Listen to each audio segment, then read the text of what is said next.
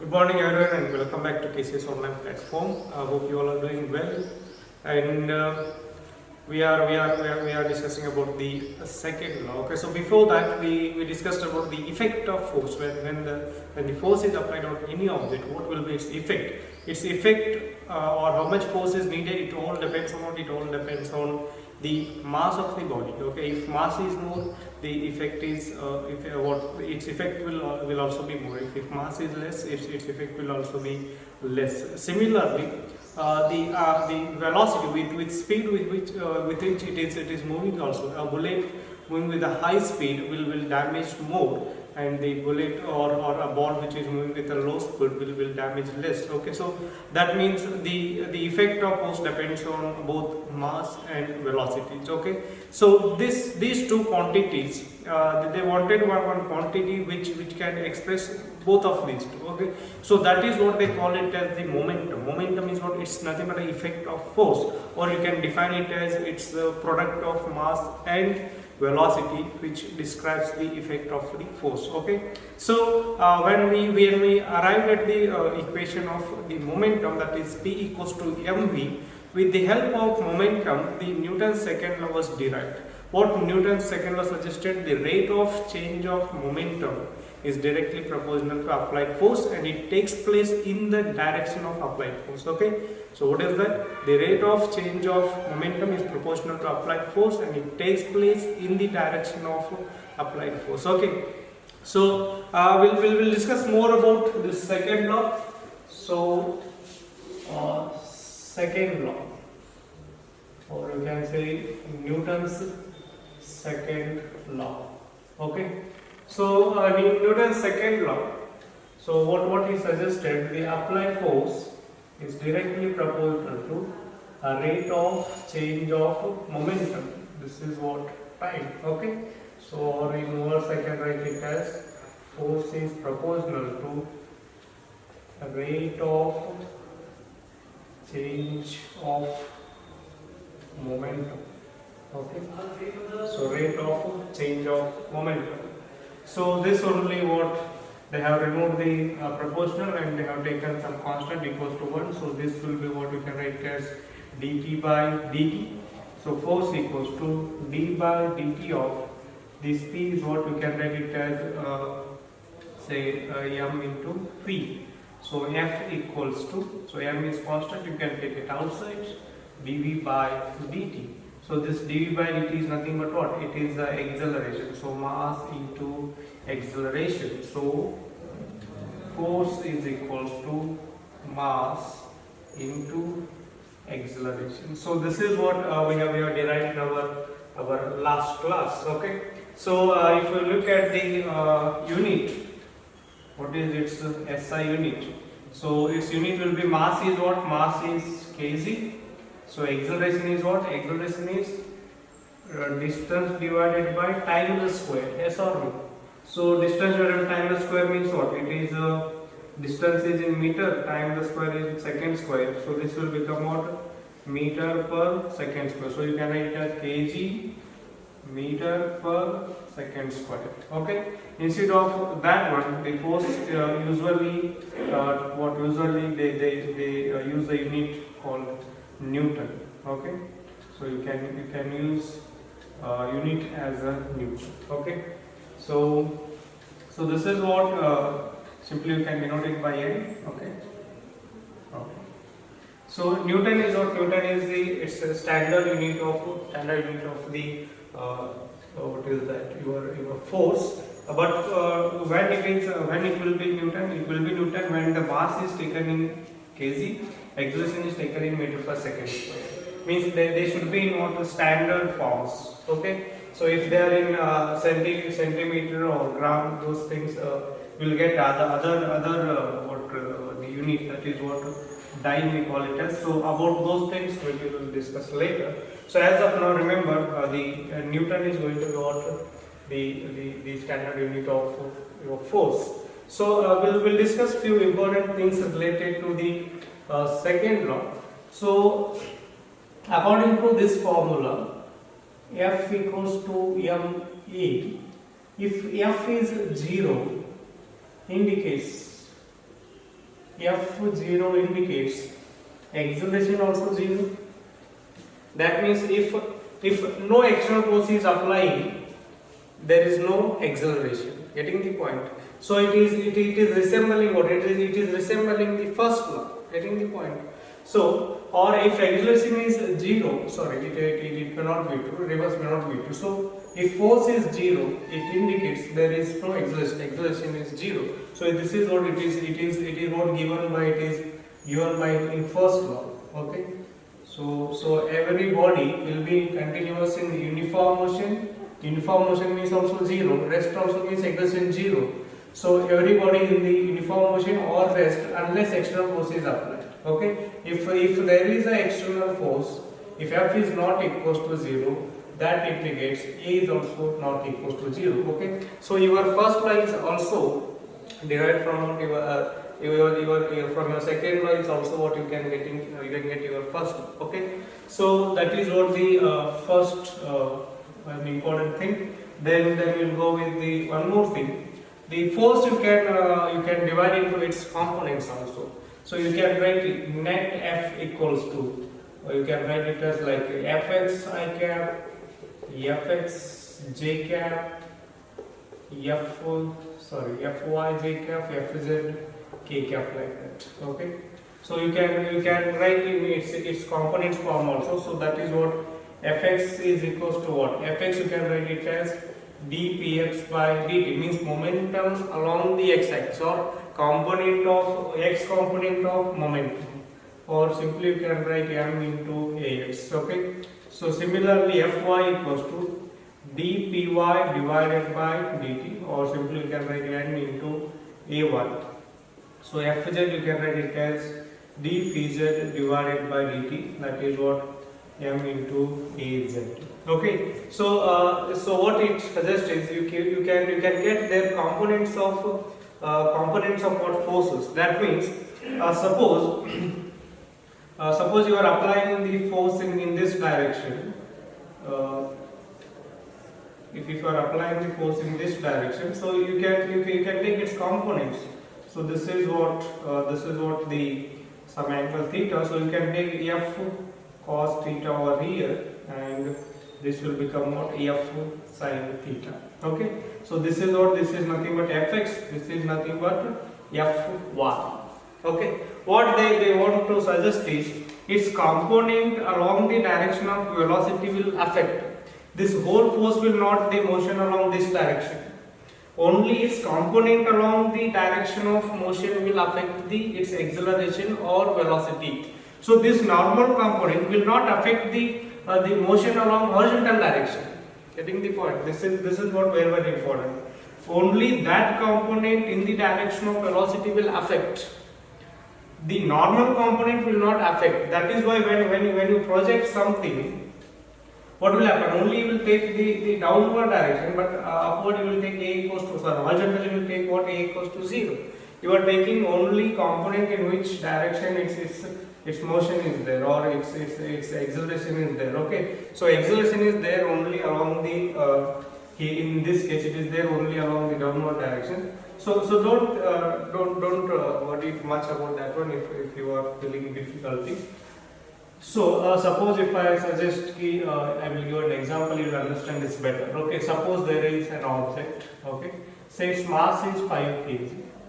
Its mass is 5 kg. Okay, now a 10 Newton of force will act. 10 Newton of force will act, making an angle of say 30 degree. 60 degree. Say 60 degree. Okay, so obviously it will move in this direction because here the floor is there, it will not move. If you want to find the what is its acceleration, if you want to find its acceleration, so that acceleration depends only on this component. What is this Fx component? It does not depend on Fy component. Obviously you are having the Fy component also here. Okay, so this acceleration does not depend on Fy component. Getting the point? So that is what you have to remember here. So what I can write is this, if you take it as F, so F cos 60 is so f cos 60. Okay, that is what fx. So fx is equals to f is what 10 cos 60. So 10 into cos 60 means what 1 by 2. Yeah. So this is what 5 Newton. Fx is 5 Newton. If you want to find the acceleration, you have to write fx equals to m into ax. So ax is what fx divided by m. Fx is 5. Fx is 5. Mass is also 5. So you will get 1 meter per second square as the acceleration.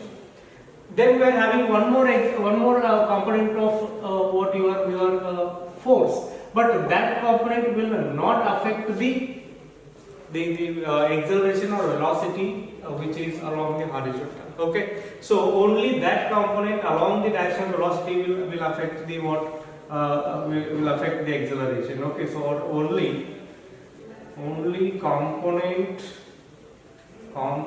of force along the direction of velocity is considered.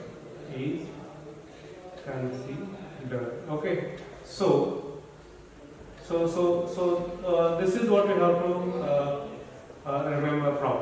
Okay, so if because of this component it is not moving anywhere, there is no acceleration produced because of that. Okay, so this is what the second property. Or if you want one more example, we can take one more example also. Suppose you are having some object over here. Suppose it is moving in this direction. Okay, or you can take it as a rest of, say, mass is 2 kg. So if a force is applying in this direction, or can I take this direction? Yeah, we can take it in this direction. So this is what F equals to, say, 10 Newton again, and this is what the theta it is making. Yeah, so theta you can take it as some 45 degree. So now again it's motion. There are two components. This is what fx. So this is what fy. So if you want to find acceleration along the horizontal, so you have to use fx. So fx is f cos 45. So f is what 10 cos 45. Cos 45 means 1 by root 2. So this is what 10 by root 2. Okay. So then what is its mass? Mass is 2. So you can write it as fx equals to m into ax. So ax is what m into fx divided by m. What is fx?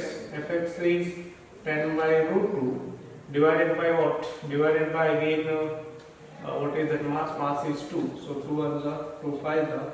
So 5 root 2 will be what its acceleration. Okay. So like that you have to take its components. Obviously your normal component will also affect in some cases.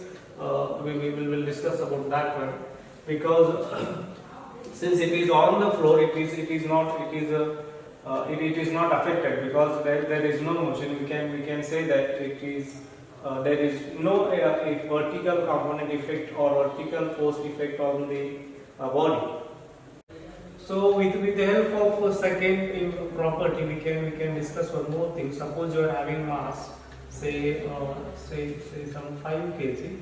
So what is the weight of it? What is the downward force or weight? It is nothing but m into z. So 5 into g, I will take it 10. So 50 will become its weight. Okay. So force 50 Newton force is acting downward. Suppose a force act in this direction. Suppose a force act in this direction. Say making an angle of say some.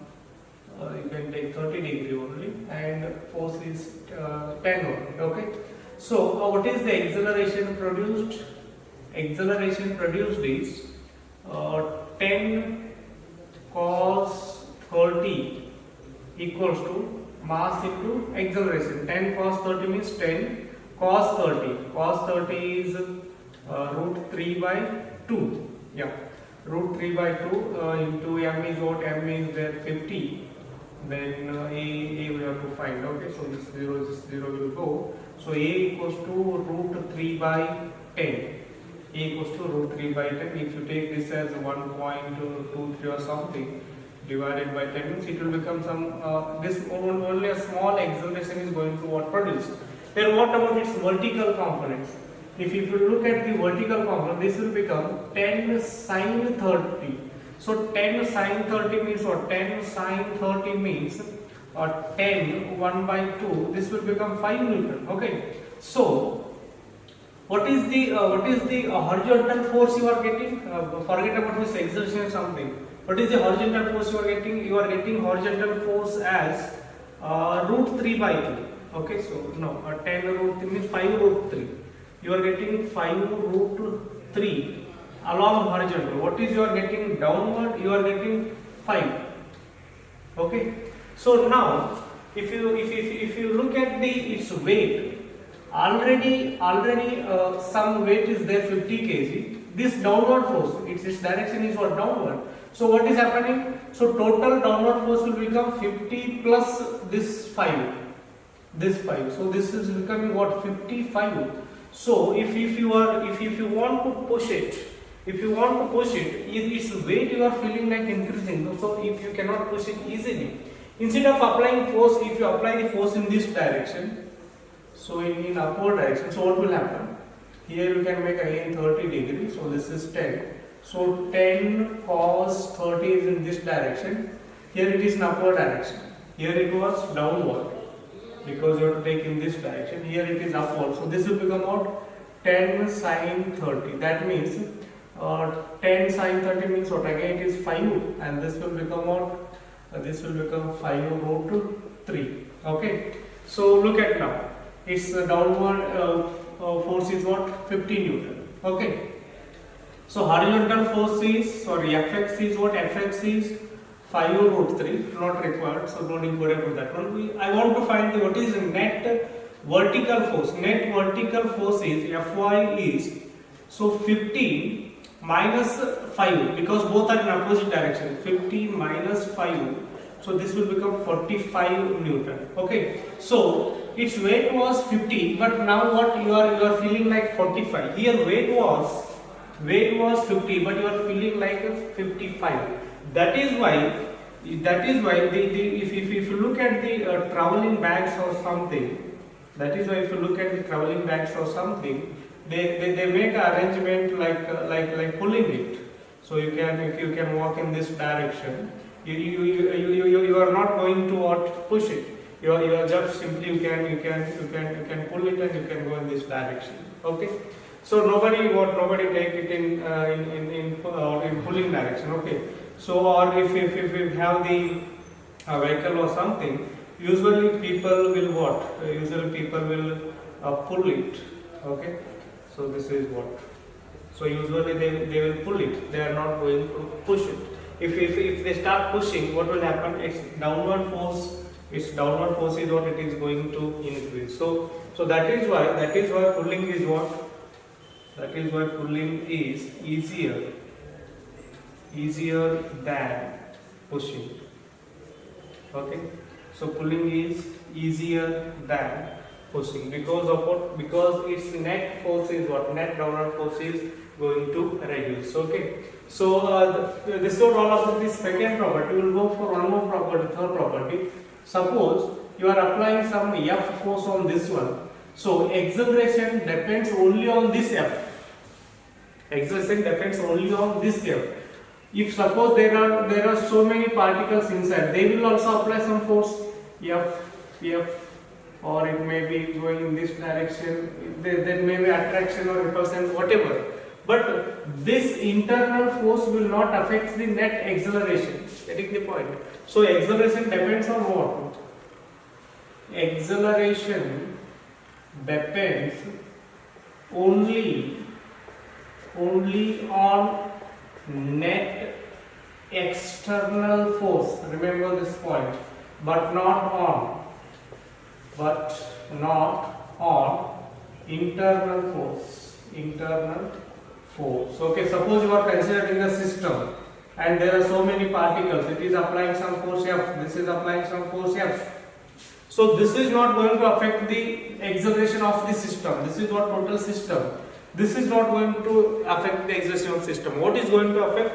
How much external force is applying, that is going to affect the what? Your acceleration of the system. The momentum or motion depends on F external, means external applied force, but not on internal force. Internal force get cancel each other. Internal forces gets cancelled. Internal forces get cancelled each other. Hence it does not affect the acceleration or motion of the whole system. Okay. So similarly, there is one more important property, that is what suppose suppose you are going in a bus or something, and say there is a say ball. Okay, so this is moving with say some acceleration a, or say a equals to say 10 meter per second square. Okay, suppose you drop this ball outside. And so some net downward force may be F. Okay, so now its acceleration, ball acceleration say A dash depends only on this F. So this acceleration now depends only on this F, not on this acceleration or that force. Getting the point? So in which direction it was initially going, or what was the acceleration initially, or what was the force initially, does not depend. At the point, at that time, at that place, it depends only on what external force is applying on that point.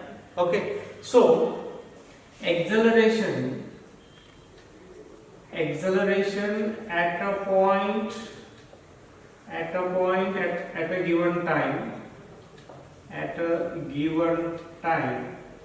depends only on external force at that time and at that place.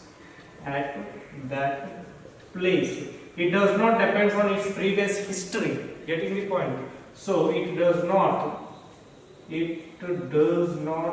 depends on its previous history. It is not going to depend on its previous history. It always depends on what net external force is acting on that at right now. Suppose some force applied on this one here.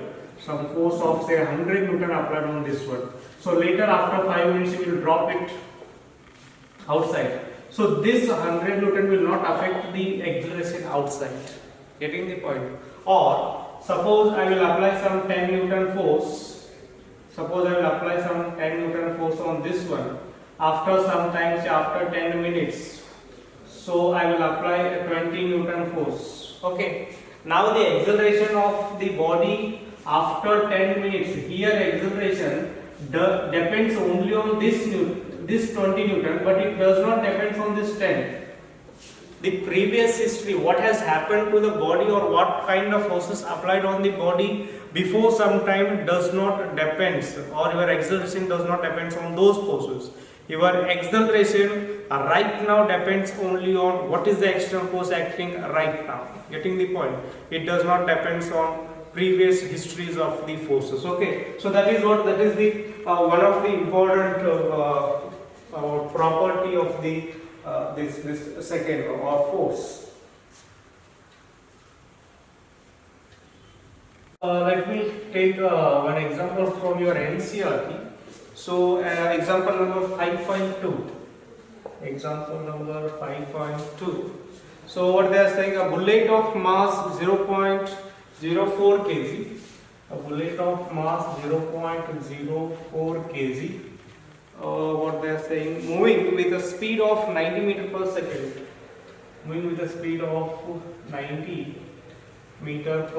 second. Enters a heavy wooden block and it stopped after a distance of 60 centimeter. stopped after a distance of 60 centimeter. Then what is the average resistive force exerted by the block on the bullet? Okay, so what is the meaning? So there is a wooden box. There is a wooden box. So a bullet is coming over here with a velocity of say 90 meter per second square. When it enters, obviously this box will give the resistive force. So it will not move for long distance. So it will move for some distance and it will come to rest. Okay. So this distance they are saying 60 centimeter. Okay. So 60 centimeter I can write it as 0.6 meter. Okay. So now what is its mass? Bullet mass is 0.04 kg. Yeah. So now we have to find acceleration here. Yeah. No, force we have to find. Okay. So to find force, what is required? Mass into acceleration. Mass is there already. Acceleration we have to find. So how we can find the acceleration? What are the things we are having? We are having initial velocity u equals to 90 meter per second. Yes, we are having, that is what, 0.6 meter, and what we have, only that much we are having. Okay. So can we apply this formula? V square equals to u square plus 2as. Okay, so V is what? So total, when it enters, it will come to what? It will stop here, means it will come to rest. So final velocity will become what? 0. So 0 equals to u square plus 2as. So a equals to minus u square divided by 2s. Acceleration equals to minus of what is u? U is what? 90 the square. So 90 the square divided by 2 into s is 0.6. So 90 square is what? 8100. 90 divided by 2 into 0.6. So 2 ones are 2, 4s are 8, 0, 2, 5, 0. So this will become 4050 divided by 0.6. Okay, negative. So 6.1s are 6. 6 this are 36. 40. This will become what? 45. 6 7s are 42. So 6 5s are 30. Yeah. So 675 divided by 0.1. So 0.1 I will take 10 over here. Okay. So this will become 6750. Okay. So meter per second. This much acceleration is there. Okay. So why negative sign? Negative sign is it is coming to rest, means it is retarding. So you can say it is a retardation.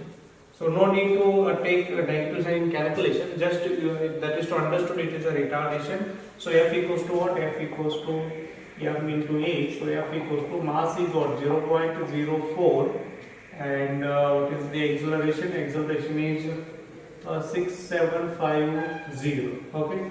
So 0.04 and 6750. So final answer what they have given is 270 Newton. You just calculate and check whether it's right or wrong. So this is what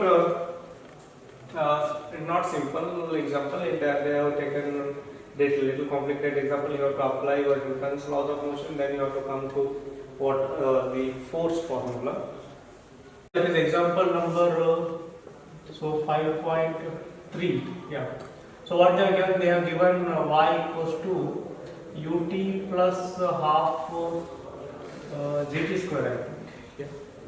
So ut plus half gt square. They said they asked to find the force. So for that, what you need acceleration. Acceleration is what? Rate of change of velocity. What is velocity? Velocity is again rate of change of what your distance or displacement. So let me find this one first.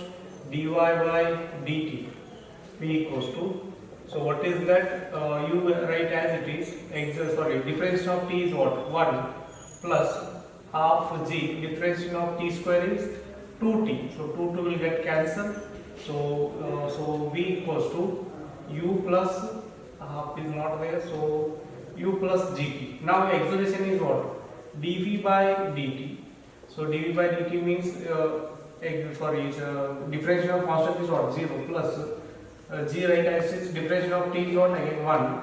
So acceleration is equals to z. So what is force? Force is m into z. That means this is describing the motion under gravity. This is describing motion under gravity. That means what? Whenever we are discussing about the force for a body which is moving under gravitation, instead of acceleration, you have to take what? You have to take acceleration due to gravity. That is what is g. So its value is what? It is 9.8 meter per second square. Okay, so we got one conclusion that for motion under gravity, so acceleration is always what it is, acceleration due to gravity, that is